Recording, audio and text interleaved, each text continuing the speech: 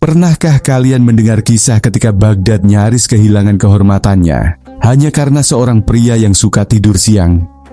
Pada pagi yang tampak biasa, Baghdad sebenarnya sedang berada di ujung badai. Pasar masih riuh, para pedagang masih berteriak menawarkan kurma dan kain sutra, tetapi di dalam istana, suasana mencekam. Sebuah rombongan besar dari negeri jauh baru saja tiba, membawa kabar yang cukup membuat para penasihat kerajaan saling pandang ketakutan. 10 pendeta cendekia, terkenal karena kecerdasan mereka, datang untuk satu tujuan, menguji otak terpintar di Baghdad. Mereka ingin melihat apakah yang mereka dengar selama ini benar, bahwa kota itu memiliki seorang lelaki yang katanya bisa membuat para ulama, pedagang bahkan hakim mengangguk sekaligus tertawa dalam satu jawaban. Masalahnya, lelaki itu, Abu Nawas, sedang tertidur pulas di beranda rumahnya, ditemani seekor kucing gemuk yang tak tahu apa-apa tentang ancaman terhadap martabat Baghdad. Tiba-tiba, duk, duk, duk. Pintu rumahnya digedor seperti hendak roboh. Seorang utusan istana muncul dengan wajah yang lebih pucat daripada kertas papirus. Abu Nawas, cepat bangun, negeri sedang dalam bahaya besar. Abu Nawas membuka mata setengah sadar. Bahaya besar? Apa pasar kehabisan roti? Atau istriku menemukan tempat aku menyembunyikan uang? Bukan, jawab sang utusan panik. 10 pendeta cerdik menantang Baghdad. Mereka ingin menjajal logika terbaik negeri ini. Jika engkau tak datang, mereka akan menganggap kita tidak memiliki orang berakal. Abu Nawas langsung tegak berdiri, mata kantuknya berubah tajam. 10? Kenapa tidak 100 sekalian? Katanya sambil merapikan sorbannya yang masih terbalik. Ia melangkah cepat menuju istana, tetapi sepanjang perjalanan, sesuatu mengganggu pikirannya. Bukan ketakutan, bukan pula tekanan, melainkan rasa penasaran. 10 pendeta hebat datang dari jauh, hanya untuk menguji seorang penyair iseng seperti aku. Pasti ada sesuatu yang lebih besar, gumamnya. Ketika ia mendekati gerbang istana, ia melihat para penjaga berdiri kaku, seperti menahan napas. Dari dalam terdengar suara para pendeta berbicara dalam bahasa yang rapi, tegas, dan sangat serius. Abu Nawas tersenyum miring. Kalau mereka seserius itu, berarti aku harus 2 kali lebih santai, katanya sambil menepuk-nepuk pakaiannya yang berdebu. Sesaat sebelum ia masuk, sang utusan berbisik, "Wahai Abu Nawas, pendeta yang memimpin mereka terkenal sangat sulit dikalahkan, hati-hati." Abu Nawas menjawab, "Tenang saja, jika otakku tak cukup, aku akan pakai mulutku. Itu senjata paling ampuh."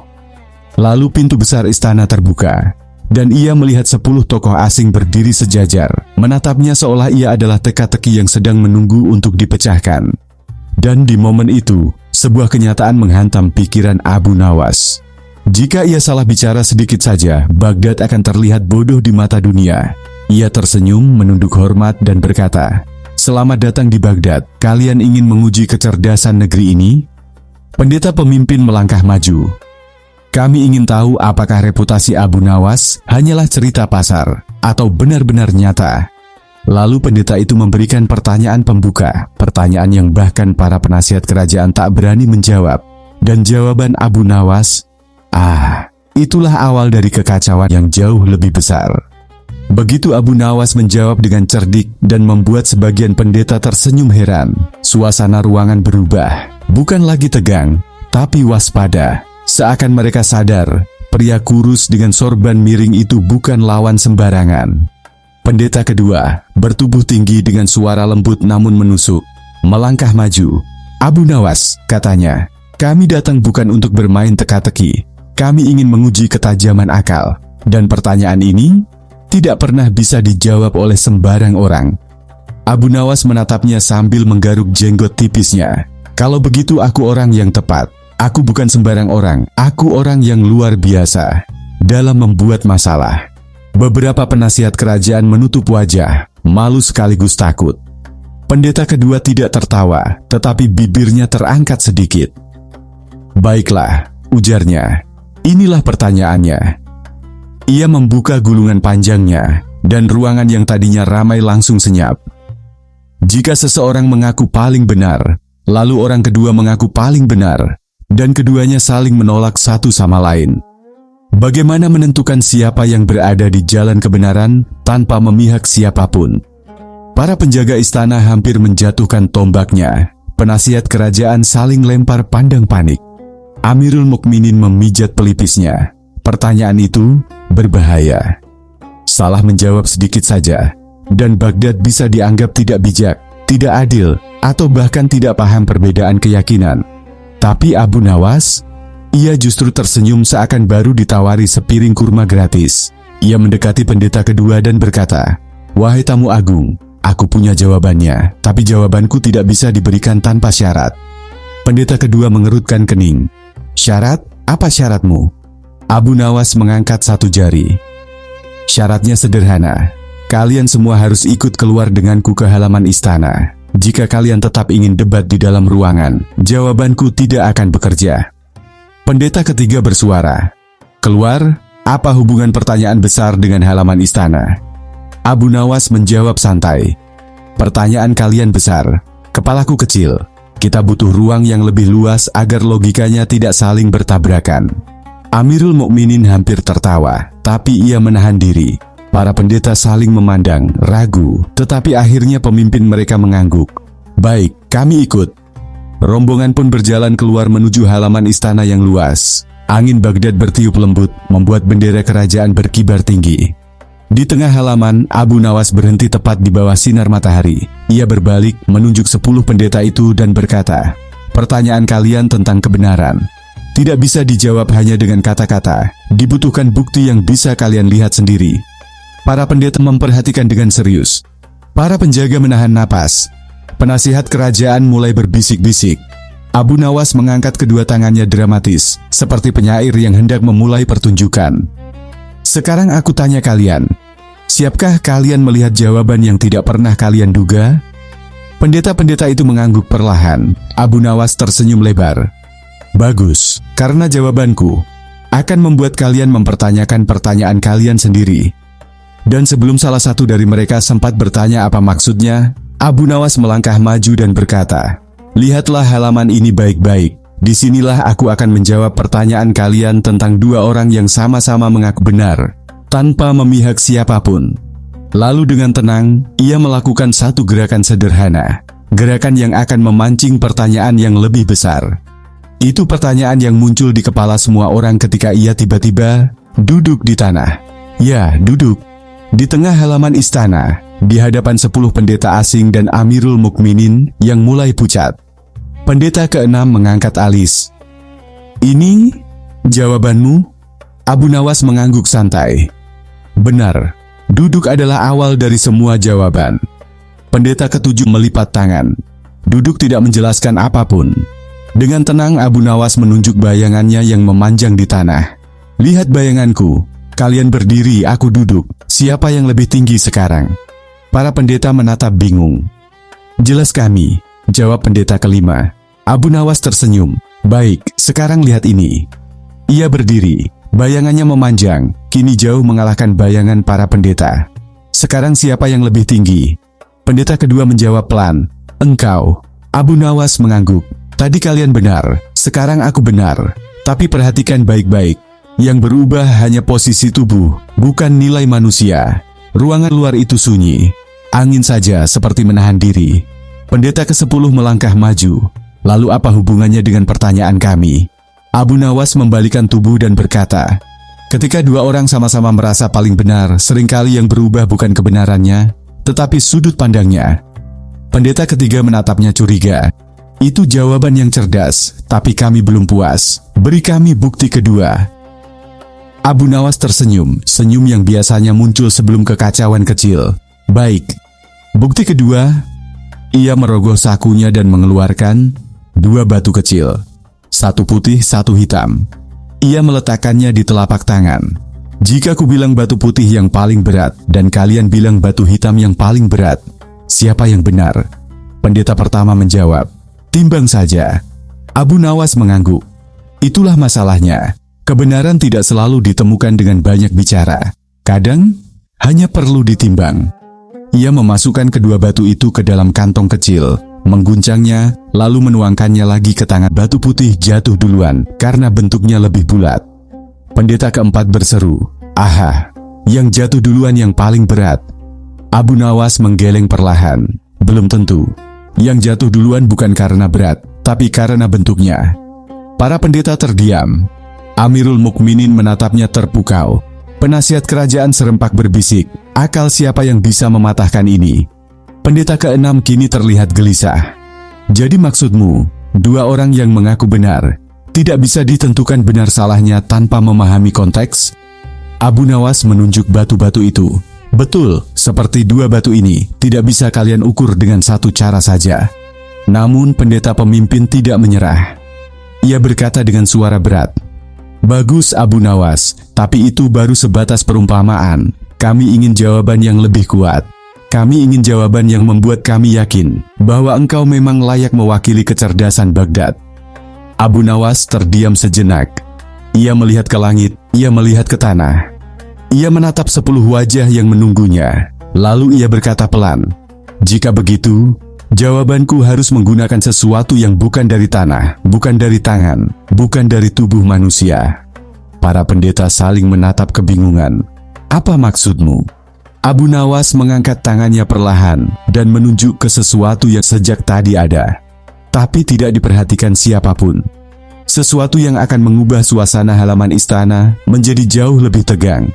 Sesuatu yang membuat beberapa pendeta tersentak dan satu penasihat hampir menjatuhkan turbannya. Abu Nawas berkata, "Aku akan menjawab pertanyaan kalian menggunakan bayangan matahari." Itulah kalimat pertama yang keluar dari mulut Abu Nawas, dan seketika seluruh halaman istana terdiam. Para pendeta menajamkan pandangan, penasihat kerajaan menahan napas, dan Amirul Mukminin maju setapak, penasaran. Abu Nawas berdiri di tengah lingkaran cahaya, mengangkat tangannya tinggi-tinggi. "Lihatlah bayanganku panjang, jelas, dan mengarah ke barat." Pendeta ke-10 mengangguk. "Ya, karena matahari berada di timur." Abu Nawas tersenyum. "Benar, tetapi apakah bayanganku panjang karena aku tinggi, ataukah karena matahari rendah?" Pendeta ke-8 menjawab, "Karena matahari rendah." "Bagus," kata Abu Nawas. "Sekarang lihat bayangan kalian." 10 pendeta itu melihat ke tanah. Bayangan mereka berbeda-beda panjangnya. Ada yang pendek, ada yang panjang, ada yang bengkok terkena bentuk jubah mereka. Abu Nawas berkata lagi, "Kalian berdiri di tempat yang sama, diterangi matahari yang sama, tetapi bayangan kalian tidak sama. Mengapa?" Pendeta ke-5 menjawab, "Karena bentuk tubuh kami berbeda." Pendeta ke-3 menimpali, "Dan posisi kami berbeda." Pendeta ke-2 menambahkan, "Dan arah berdirinya juga berbeda." Abu Nawas menepuk tangan.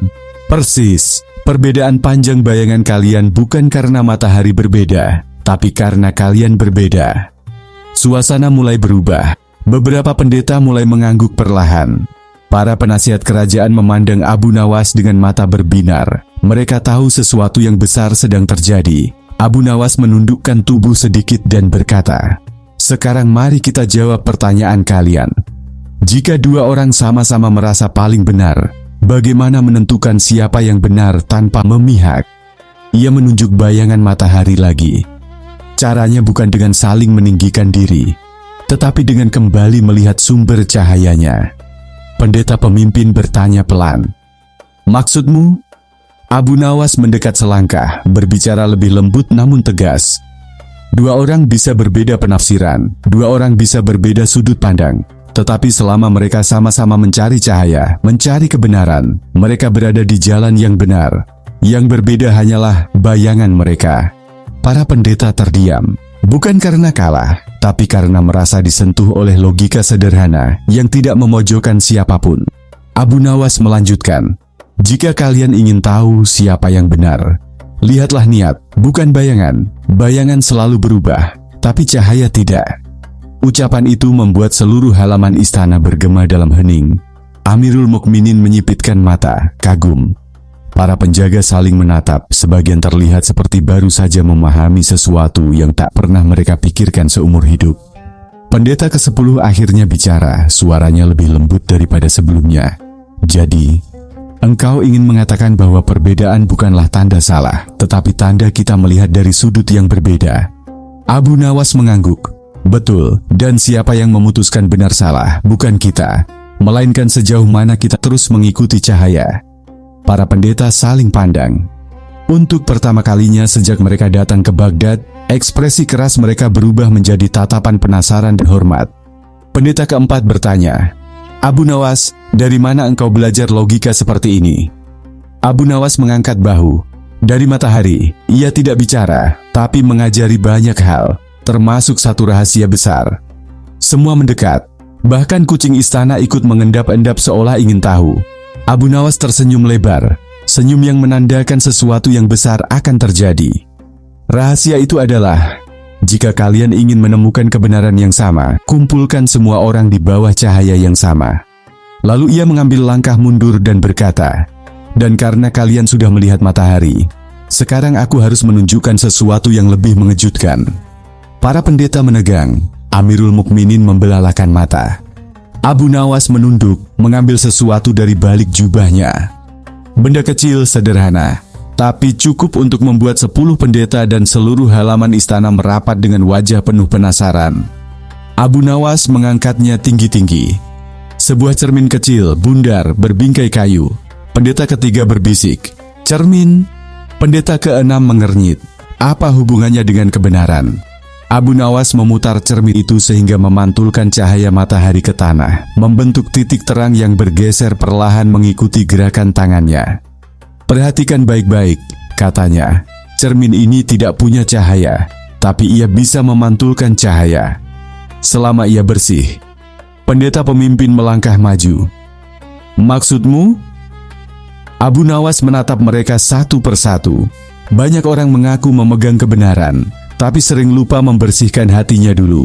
Maka meski cahayanya benar, pantulannya bisa miring. Para pendeta terdiam. Penasihat kerajaan terlihat seperti baru saja disiram air dingin. Amirul Mukminin tersenyum bangga. Abu Nawas melanjutkan tenang.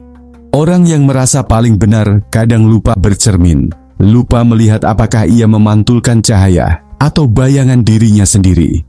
Ia menurunkan cermin dan berkata pelan, namun tegas, "Karena itu, jika dua orang sama-sama mengaku benar, jangan lihat siapa yang paling keras bersuara, lihat siapa yang paling terang cerminnya." Pendeta kedua mengangguk perlahan. "Itu mengejutkan. Kami datang untuk debat, tapi engkau menjawab dengan pelajaran." Pendeta keempat tersenyum kecil. "Dan pelajaran itu sulit dibantah." Para pendeta mulai berbicara pelan di antara mereka. Tidak ada kemarahan, tidak ada bantahan tajam. Yang ada hanyalah rasa hormat yang semakin dalam pada Abu Nawas. Pendeta pemimpin menghela napas panjang. "Abu Nawas, kami telah menguji banyak cendekia di berbagai negeri. Banyak yang berusaha menang dengan kata-kata engkau berbeda. Engkau tidak menjatuhkan siapapun. Engkau membuat kami berpikir." Abu Nawas menunduk sedikit. "Aku hanya menggunakan apa yang Baghdad ajarkan. Akal, humor, dan sedikit cahaya matahari." Para pendeta tertawa halus, tawa lega, bukan mengejek. Mereka menyalami Abu Nawas satu persatu, dan ketika mereka hendak pergi, pendeta kelima berkata, "Engkau membuat perjalanan jauh kami tidak sia-sia. Kami datang membawa pertanyaan, dan pulang membawa jawaban yang tidak kami duga." Abu Nawas menjawab, "Begitulah perjalanan mencari pengetahuan. Kadang jawabannya tidak ditemukan di kitab, tapi di halaman istana." Rombongan 10 pendeta itu pun pergi dengan langkah ringan dan wajah penuh pemikiran. Para penjaga kembali bernapas. Penasihat kerajaan akhirnya berani bicara lagi. Amirul Mukminin mendekati Abu Nawas. "Wahai Abu Nawas, kau menyelamatkan kehormatan Baghdad hari ini." Abu Nawas mengangkat bahu. "Aku hanya ingin tidur siang dengan tenang. Kalau gagal, pasti aku tidak bisa tidur seminggu."